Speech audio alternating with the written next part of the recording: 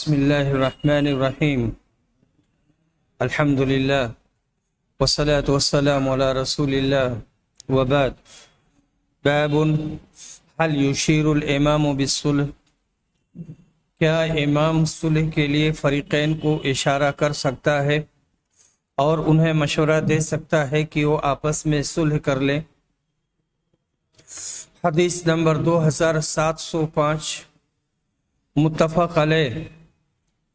ابو الرجال محمد بن عبد الرحمن یہ روایت کرتے ہیں کہ ان کی والدہ امرہ بنت عبد الرحمن نے بیان کیا کہ میں نے حضرت عائشہ سے سنا، انہوں نے کہا کہ رسول اللہ صلی اللہ علیہ وسلم نے دروازے پر دو جھگڑا کرنے والوں کی آواز سنی جو بلند ہو رہی تھی۔ ہوا یہ تھا کہ ایک آدمی دوسرے سے قرض میں کچھ کمی کرنے اور تقاضے میں کچھ نرمی برتنے کے لیے کہہ رہا تھا، اور دوسرا کہتا تھا کہ اللہ کی قسم میں یہ نہیں کروں گا۔ آخر رسول صلی اللہ علیہ وسلم ان کے پاس گئے اور فرمایا، اس بات کی قسم کھانے والے صاحب کہاں ہیں کہ وہ ایک اچھا کام نہیں کریں گے؟ اس صحابی نے کہا، میں ہوں اے اللہ کے رسول، اب میرا بھائی جو چاہتا ہے وہی مجھ کو بھی پسند ہے۔ نبی صلی اللہ علیہ وسلم ہر دو میں صلح کا اشارہ فرمایا، اسی سے مقصد باب ثابت ہوا۔ حافظ ابن حجر نے کہا، ان لوگوں کے نام معلوم نہیں ہوئے۔ ترجمے باب سے اس سے نکلتا ہے کہ آپ نے اس شخص کو پوچھا تھا کہ وہ کہاں ہے جو اچھی بات نہ کرنے کے لیے قسم کھا رہا ہے۔ گویا آپ نے اس کے فعل کو برا سمجھا اور صلح کا اشارہ دیا۔ وہ سمجھ گیا اور آپ کے پوچھتے ہی خود بخود کہنے لگا، میرا مقروض جو چاہے وہ مجھ کو منظور ہے۔ اس شخص نے نبی صلی اللہ علیہ وسلم کے ادب و احترام میں فوراً ہی آپ کا اشارہ پا کر مقروض کے لیے قرض میں تخفیف کا اعلان کر دیا۔ بڑوں کے احترام میں انسان اپنا کچھ نقصان بھی برداشت کر لے تو بہتر ہے۔ حدیث نمبر 2706 کعب بن مالک روایت کرتے ہیں کہ عبداللہ بن ابی حضرت اسلمی پر ان کا مال تھا، ان کا قرض تھا۔ ان سے ملاقات ہوئی تو انہوں نے ان کا پیچھا کیا۔ آخر تکرار میں دونوں کی آواز بلند ہو گئی۔ نبی صلی اللہ علیہ وسلم ادھر سے گزرے تو آپ نے فرمایا، کعب، اور آپ نے ہاتھ سے اشارہ کیا جیسے آپ کہہ رہے ہوں کہ آدھا قرض کم کر دو۔ چنانچہ انہوں نے آدھا قرض کم چھوڑ دیا اور آدھا لے لیا۔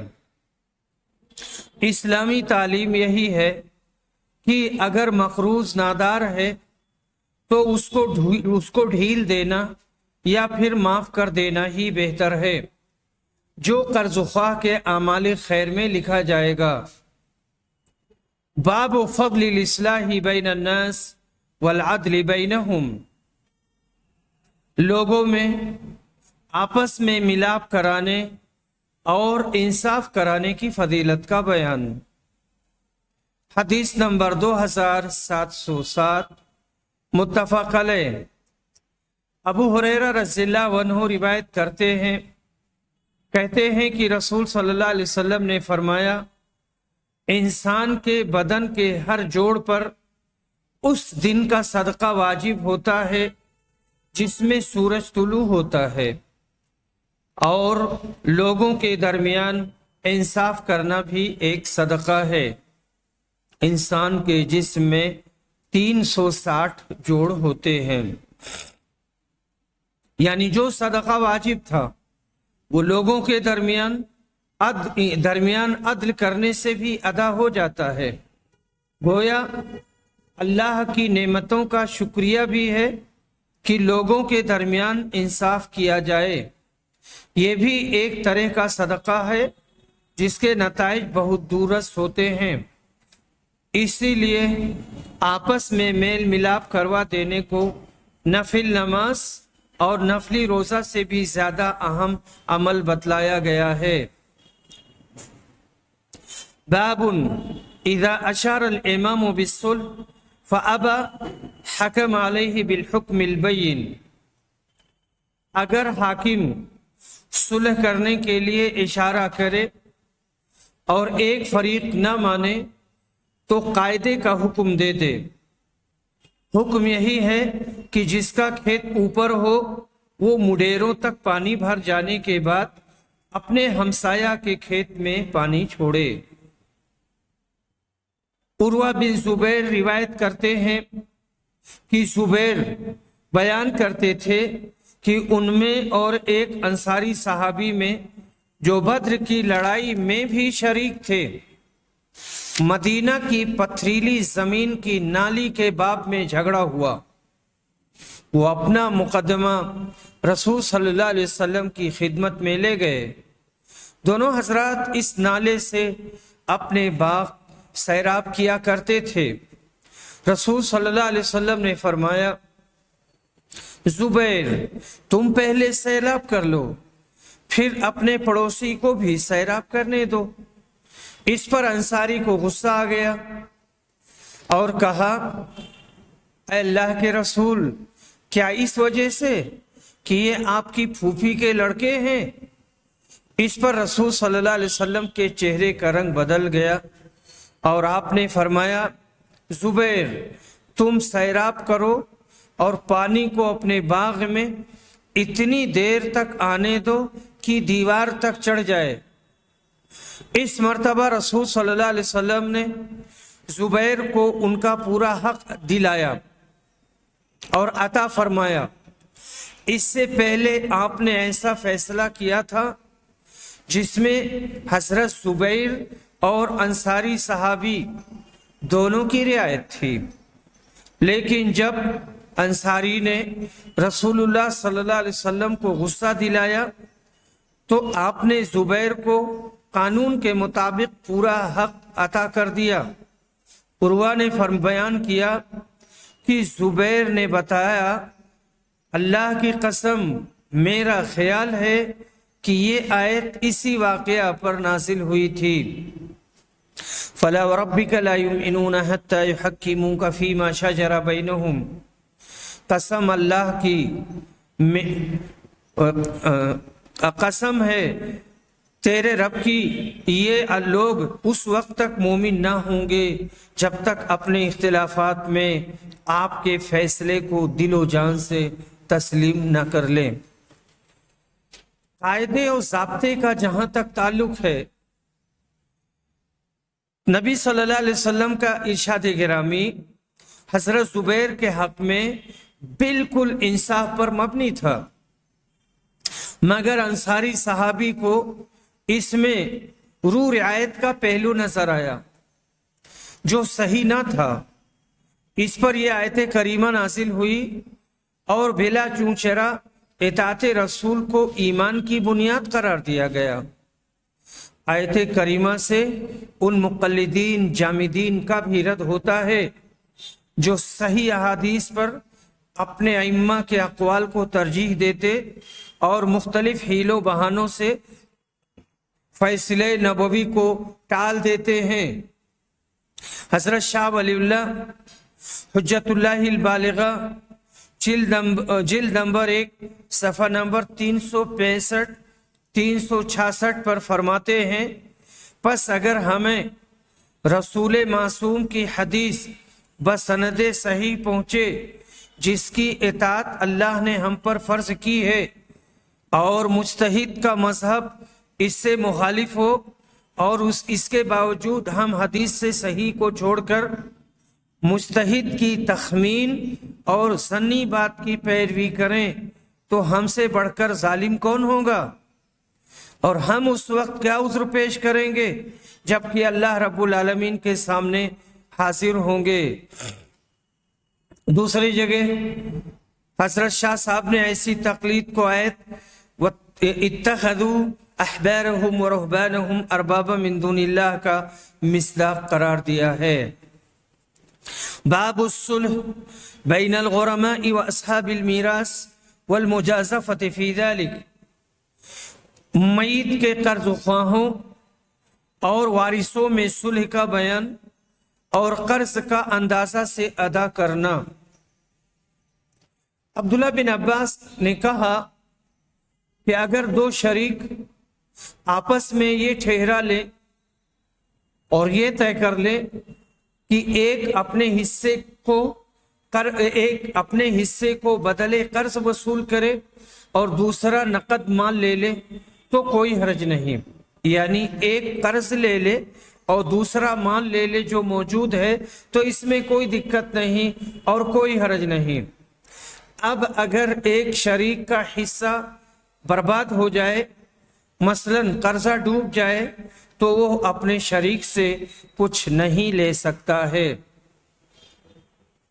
حدیث نمبر 2709، جابر بن عبداللہ بیان کرتے ہیں کہ میرے والد جب شہید ہوئے تو ان پر قرض تھا، میں نے ان کے قرض خواہوں کے سامنے یہ صورت رکھی کہ قرض کے بدلے میں وہ اس سال کی کھجور کے سارے پھل لے لیں۔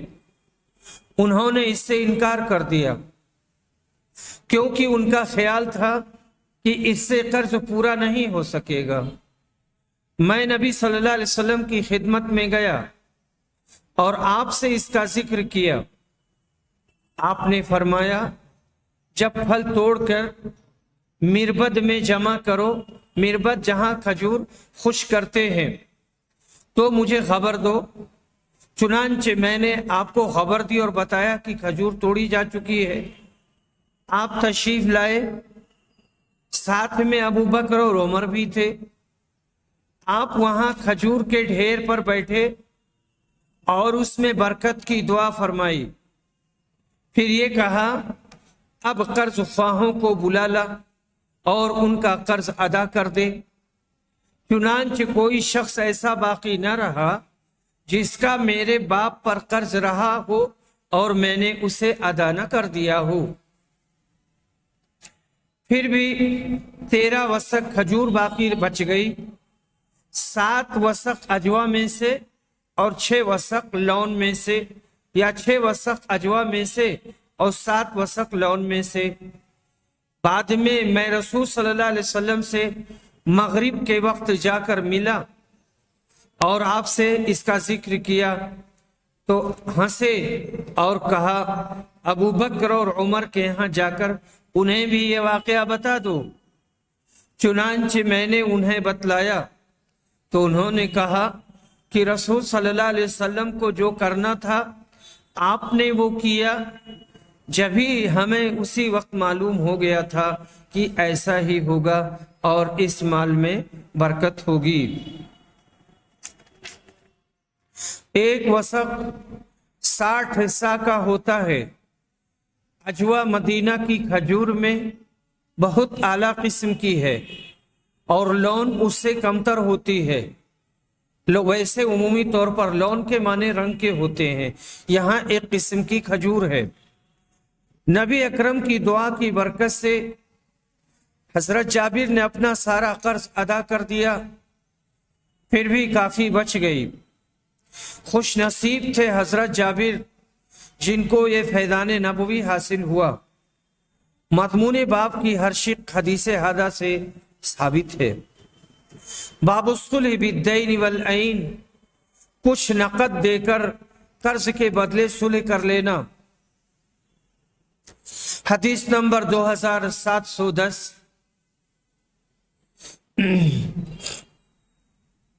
کعب بن مالک روایت کرتے ہیں کہ انہوں نے ابن ابی حضرت سے اپنا قرض طلب کیا جو ان کے اوپر تھا۔ یہ رسول صلی اللہ علیہ وسلم کے عہد مبارک کا واقعہ ہے۔ مسجد کے اندر ان دونوں کی آواز اتنی بلند ہو گئی کہ رسول صلی اللہ علیہ وسلم نے بھی سنی۔ آپ اس وقت اپنے حجرے میں تشریف فرما تھے، چنانچہ آپ باہر آئے اور اپنے حجرہ کا پردہ اٹھا کر کعب بن مالک کو آواز دی۔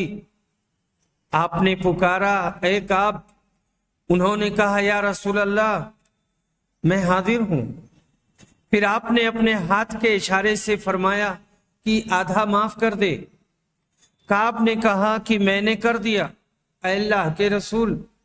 آپ نے ابن ابی حضرت سے فرمایا کہ اب اٹھو اور قرض ادا کر دو۔ انہوں نے قرض ادا کر دیا۔ یہاں آ کر کے صلح کے مسائل اب ختم ہوتے ہیں۔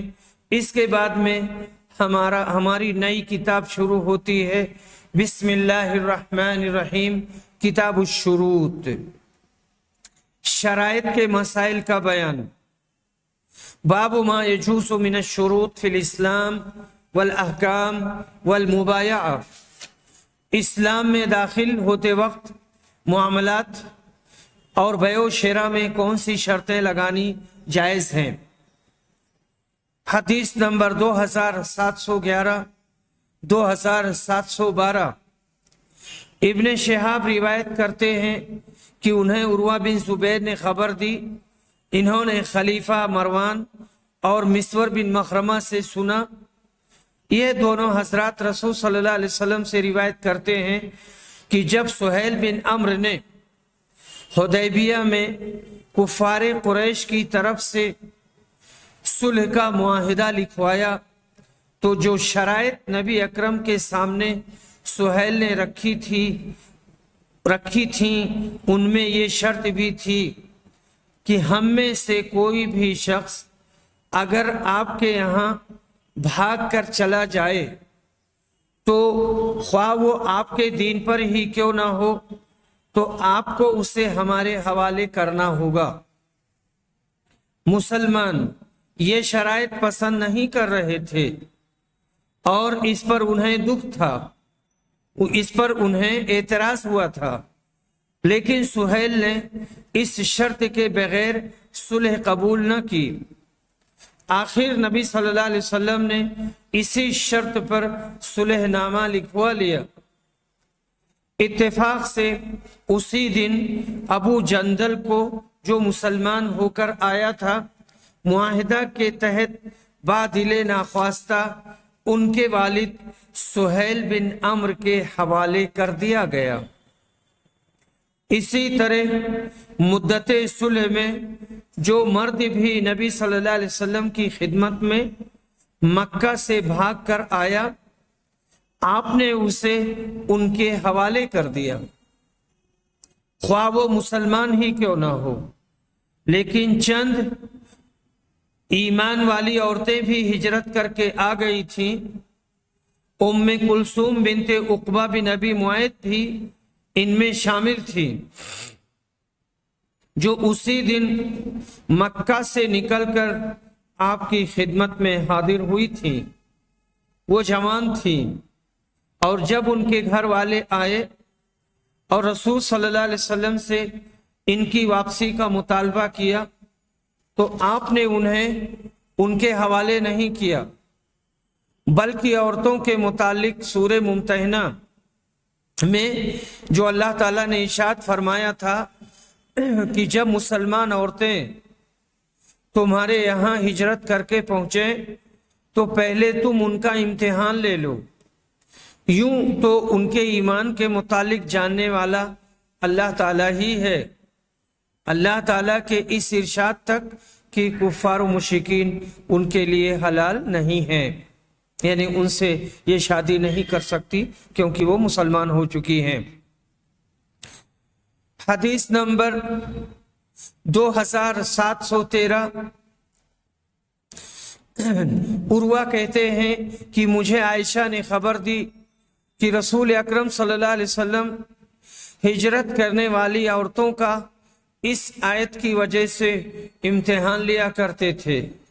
اے مسلمانوں، جب تمہارے یہاں مسلمان عورتیں ہجرت کر کے آئیں تو تم ان کا امتحان لے لو۔ حضرت عائشہ نے کہا کہ ان عورتوں سے جو اس شرط کا اقرار کر لیتی تو رسول صلی اللہ علیہ وسلم فرماتے کہ میں نے تم سے بیعت کر لی۔ آپ صرف زبان سے بیعت کرتے تھے، قسم اللہ کی بیعت کرتے وقت آپ کے ہاتھ نے کسی بھی عورت کے ہاتھ کو کبھی نہیں چھوا، بلکہ آپ صرف زبان سے بیعت لیا کرتے تھے۔ اس حدیث سے معلوم ہوا کہ عورتوں سے بیعت لینے میں صرف زبان سے کہہ دینا کافی ہے، ان کو ہاتھ لگانا درست نہیں، جیسے ہمارے زمانہ کے بعد جاہل پیر کرتے ہیں۔ اللہ ان کو ہدایت دے۔ صلح حدیبیہ شرائط معلومہ کے ساتھ کی گئی، جن میں بعض شرطیں بظاہر مسلمانوں کے لیے ناگوار بھی تھیں، مگر بہرحال انہی شرائط پر صلح کا معاہدہ لکھا گیا۔ اس سے ثابت ہوا کہ ایسے مواقع پر فریقین مناسب شرطیں لگا سکتے ہیں۔ حدیث نمبر 2714، جریر روایت کرتے ہیں، کہتے ہیں کہ میں نے رسول صلی اللہ علیہ وسلم سے بیعت کی تو آپ نے مجھ سے ہر مسلمان کے ساتھ خیر خواہی کرنے کی شرط پر بیعت کی تھی۔ 2715، جریر بن عبداللہ روایت کرتے ہیں کہ رسول صلی اللہ علیہ وسلم سے میں نے نماز قائم کرنے، زکوٰۃ ادا کرنے اور ہر مسلمان کے ساتھ خیر خواہی کرنے کی شرطوں کے ساتھ بیعت کی تھی۔ ہر دو احادیث میں بیعت کے شرائط نماز قائم کرنے وغیرہ کے متعلق ذکر ہے، اسی لیے ان کو یہاں لایا گیا۔ باب اذا باء نخلا قد عبرت، اس مسئلے کا بیان کہ تعبیر کیے گئے کھجوروں کی بیع کا بیان۔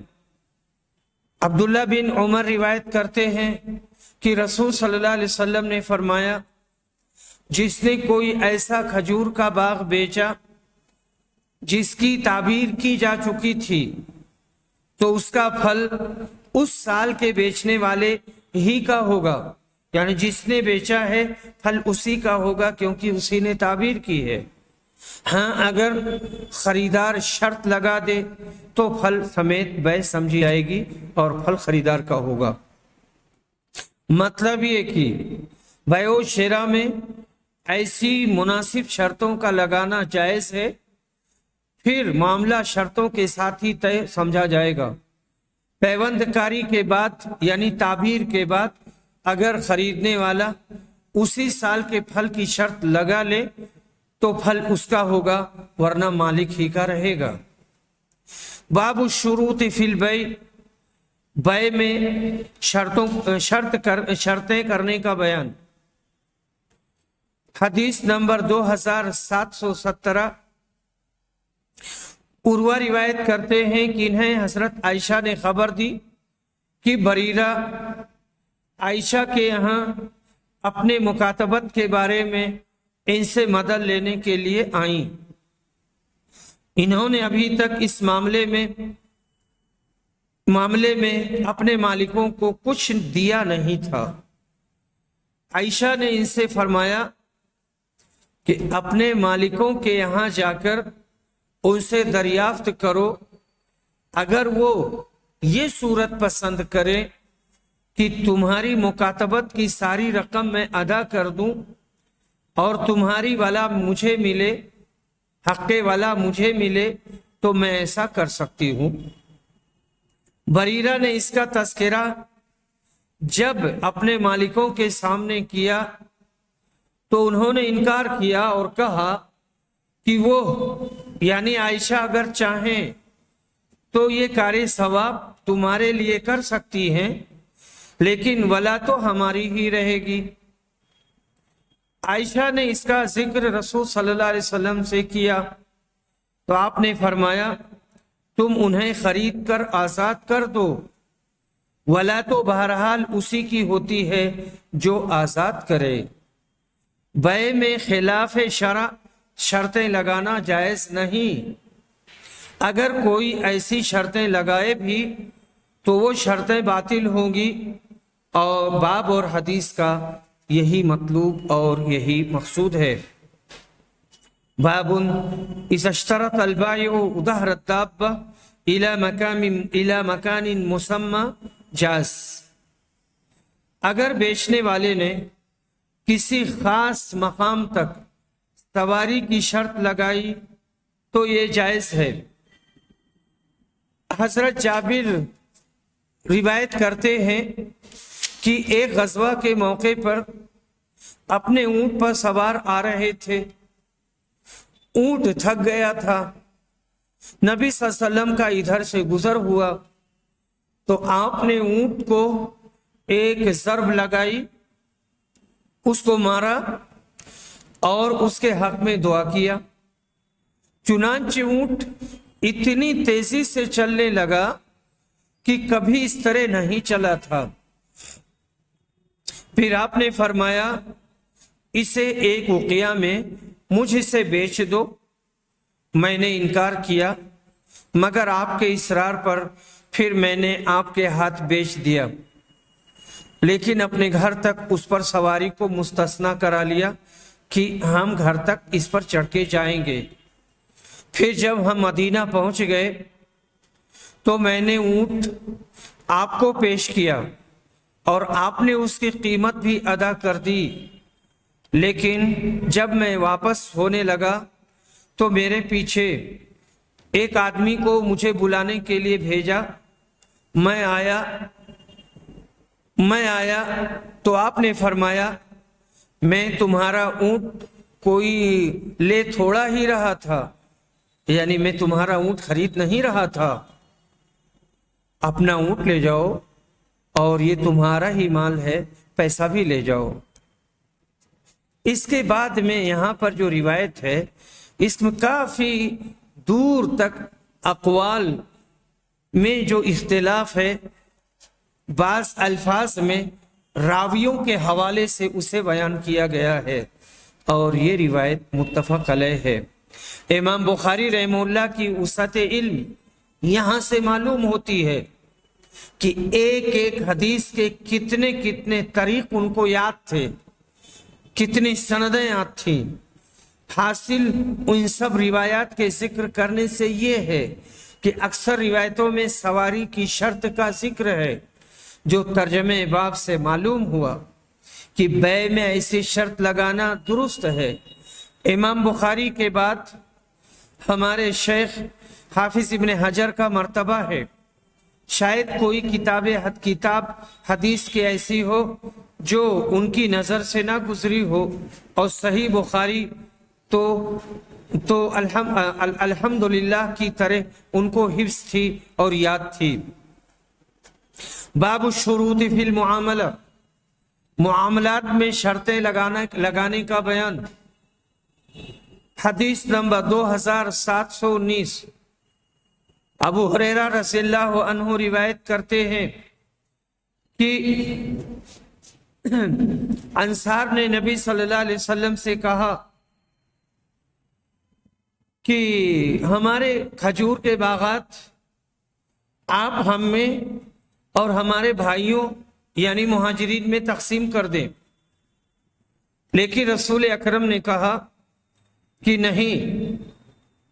اس پر انصار نے مہاجرین سے کہا کہ آپ لوگ ہمارے باغوں کے کام کر دیا کریں اور ہمارے ساتھ پھل میں شریک ہو جائیں۔ مہاجرین نے کہا کہ ہم نے سن لیا اور ہم ایسا ہی کریں گے۔ حدیث نمبر 2720، عبداللہ بن عمر روایت کرتے ہیں کہ رسول صلی اللہ علیہ وسلم نے خیبر کی زمین یہودیوں کو اس شرط پر دی تھی کہ وہ اس میں کام کریں اور اسے بوئیں تو آدھی پیداوار انہیں دی جائے گی۔ دو احادیث سے ثابت ہوا کہ معاملات میں مناسب اور جائز شرطیں لگانا اور فریقین کا ان پر معاملہ طے کرنا درست ہے، اس میں کوئی قباحت نہیں ہے۔ باب الشروط فی المہر عند عقدۃ النکاح، نکاح کے وقت مہر کی شرطیں۔ حضرت عمر نے کہا کہ حقوق کا قطعی ہونا شرائط کے پورا کرنے ہی سے ہوتا ہے اور تمہیں شرط کے مطابق ہی ملے گا، یعنی حقوق اسی وقت ملیں گے جب شروط کی ادائیگی ہوگی۔ مسور نے کہا کہ نبی صلی اللہ علیہ وسلم سے میں نے سنا کہ آپ نے اپنے ایک داماد کا ذکر فرمایا اور حقوق دامادی کی ادائیگی میں ان کی بڑی تعریف کی اور کہا کہ انہوں نے مجھ سے جب بھی کوئی بات کہی تو سچ کہی اور وعدہ کیا تو اس میں پورے نکلے، وعدہ وفائی کی۔ حدیث نمبر 2721 متفق علیہ۔ عقبہ بن عامر روایت کہتے ہیں کہ رسول صلی اللہ علیہ وسلم نے فرمایا، وہ شرطیں جن کے ذریعے تم نے عورتوں کی شرمگاہوں کو حلال کیا ہے پوری کی جانے کی سب سے زیادہ مستحق ہیں، یعنی مہروں کی ادائیگی، کہ انہی کے ذریعہ سے آدمی دخول کرتا ہے۔ جن میں ایجاب و قبول اور مہر کی شرطیں بڑی اہمیت رکھتی ہیں۔ کوئی شخص مہر بندھواتے وقت دل میں نہ ادا کرنے کا خیال رکھتا ہو تو عند اللہ اس کا نکاح حلال نہ ہوگا۔ قسطلانی نے کہا، مراد وہ شرطیں ہیں جو عقد نکاح کے مخالف نہیں ہیں، جیسے مباشرت یا نان نفقہ کے متعلق شرطیں، لیکن اس قسم کی شرطیں کہ دوسرا نکاح نہ کرے گا یا لونڈی نہیں رکھے گا یا سفر میں نہیں لے جائے گا، پورا کرنا ضروری نہیں، بلکہ یہ شرطیں لغو ہوں گی۔ امام احمد اور اہل حدیث کا یہ قول ہے کہ ہر قسم کی شرطیں پوری کرنی پڑیں گی، کیونکہ حدیث مطلق ہے مگر وہ شرطیں جو کتاب و سنت کے خلاف ہوں۔ باب الشروط فی المزارعہ، مزارعت کی جائز شرطوں کا بیان۔ حدیث نمبر 2722 رافع بن خدیج روایت کرتے ہیں کہ ہم اکثر انصار کاشتکاری کیا کرتے تھے اور ہم زمین بٹائی پر دیتے تھے۔ اکثر ایسا ہوتا کہ کسی کھیت کے ایک ٹکڑے میں پیداوار ہوتی اور دوسرے میں نہ ہوتی، اس لیے ہمیں اس سے منع کر دیا گیا، لیکن چاندی کے لگان سے منع نہیں کیا گیا۔ چاندی، روپیہ، کرنسی، تو کرنسی دے کر کے، یعنی کھیت کے مالک نے کرنسی لیا اور کھیت دے دیا کام کرنے والے کو، اب چاہے کھیت میں پیداوار ہو یا نہ ہو کوئی حرج نہیں ہے، یہ پیسہ جائز ہوگا۔ وہ مزارعت منع ہے جس میں یہ قرارداد ہو کہ اس قطعہ کی پیداوار ہم لیں گے اور اس قطعہ کی تم لینا، کیونکہ اس میں دھوکہ ہے، شاید اس قطعہ میں کچھ پیدا نہ ہو، ادھر ہو ادھر نہ ہو، یا کہ ادھر نہ ہو ادھر ہو۔ باب ما لا يجوز من الشروط فی النکاح، نکاح میں جو شرطیں جائز نہیں ہیں ان کا بیان۔ حدیث نمبر 2723 متفق علیہ۔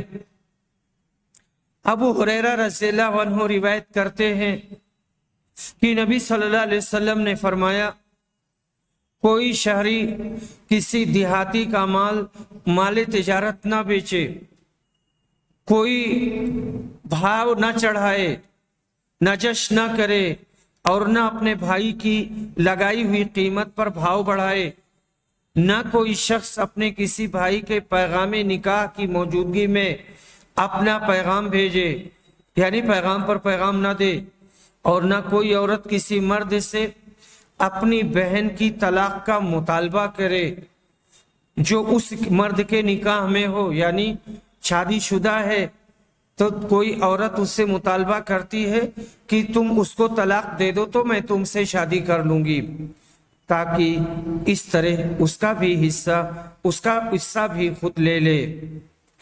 कोई सौगन अपनी बहन को तलाक दिलवाने की शर्त लगाए तो ये शर्त दुरुस्त नहीं होगी। बाब और हदीस में इसी से मुताबिकत है। बाब शुरूत इल्लती ला तहिल्लु फिल हुदूद, वो शर्तें जो हुदूदुल्लाह में जायज नहीं है, उनका बयान। हदीस नंबर 2725, 2724, 2725। अबू हुरैरा और सैद बिन खालिद जोहनी रिवायत करते हैं, इन दोनों ने कहा कि एक देहाती सहाबी रसूल सल्लल्लाहु अलैहि वसल्लम की खिदमत में आए और कहा, अल्लाह के रसूल, मैं आपसे अल्लाह का वास्ता देकर कहता हूं कि आप मेरा फैसला किताबुल्लाह से कर दें। दूसरे फरीक ने, जो इससे ज्यादा समझदार था, कहा कि जी हाँ, किताबुल्लाह से ही हमारा फैसला फरमाइए और मुझे अपना मुकदमा पेश करने की इजाजत दीजिए। रसूलुल्लाह सल्लल्लाहु अलैहि वसल्लम ने फरमाया, पेश करो।